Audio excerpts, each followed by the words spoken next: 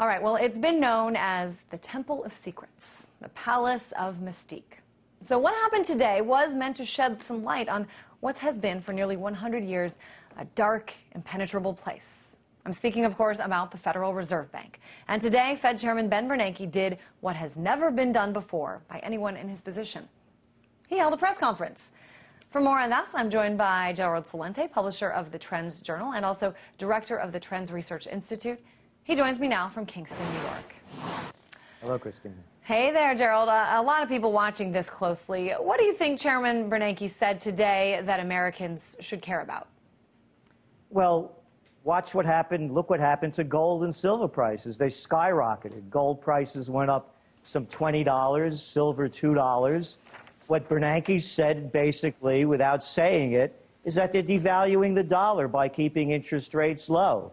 So every American should be concerned about this because it's one of the fundamental reasons why gasoline prices are going higher. It's not only what's going on in the Middle East and in North Africa, it's because commodities such as food and other things are dollar-based. So we saw what happened, but I think it's going to go over the head of most people. I think it's interesting that you mentioned gold and silver prices, Gerald. A lot of people also keeping their eye on the dollar, which actually during the speech went to a 3-year low.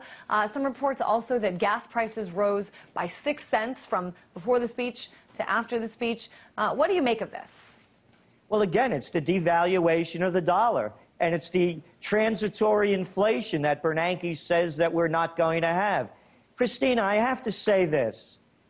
By their deeds you shall know them. Anybody that would believe one word that Bernanke says really has to have their head examined. And I'm only saying this because of his track record. This is from 2005. He's asked a question. Tell me, what is the worst-case scenario if we see, in fact, real estate prices actually come down substantially across the country? Bernanke. Well, I guess I don't buy your premise. It's pretty unlikely possibility. We have never had a decline in house prices on a nationwide basis. 18 months later, in the midst of the subprime fiasco, he's asked about the problems. He says there's not much indication at this point that subprime mortgage issues have spread into the broader mortgage market, which still seem to be healthy. Certainly, Gerald, that portion of the interview we've seen a lot of since 2008, since we do know exactly what did happen with the housing market. I think I do want to play, though, something that Ben Bernanke said today regarding the deficit that, who knows, even you may agree with. We currently have a fiscal deficit which is simply not sustainable over the longer term. And if it's not addressed, it will have significant consequences for financial stability, for economic growth, and for our standard of living.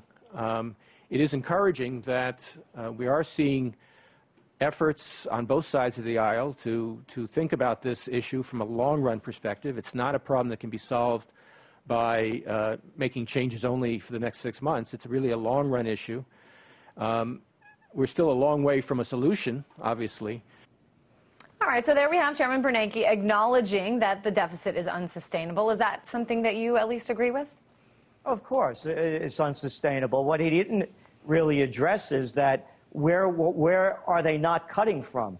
And the big cuts are not coming from defense. And it's the inepts working with the inepts, as he calls them, the so-called policymakers. You know, they're not going to come up with any solution. So this is just all jive talk.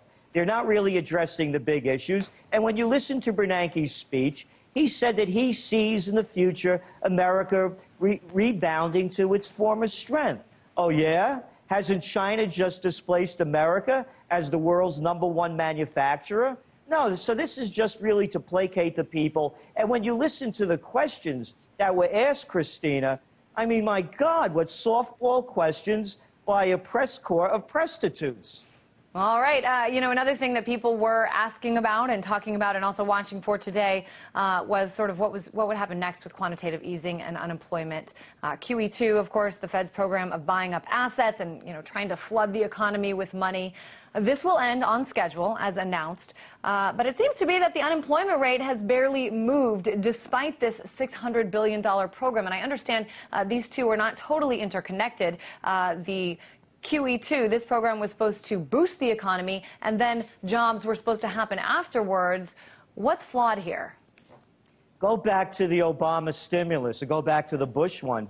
When Obama passed the stimulus measure, they said that by 2010, we'd have unemployment rate at 7%. Or every time that they make these stimulus moves, or quantitative easing, whatever you want to call them, they always use the big lie that it's going to help unemployment. This is a story from Sunday's New York Times, Easter Sunday, when no one is reading the paper. Front page story, stimulus by Fed is disappointing, economists say. Yeah, no kidding. We've been saying that all along. The only thing that the stimulus has done is help the too big to fails get bigger. For the average American, life has gotten much worse. Armed with lots of literature today, Gerald. I like that. Lots of evidence to support your arguments, which oftentimes, as we've seen, have turned out to be quite right on. Gerald Celente, publisher of the Trends Journal and director of the Trends Research Institute.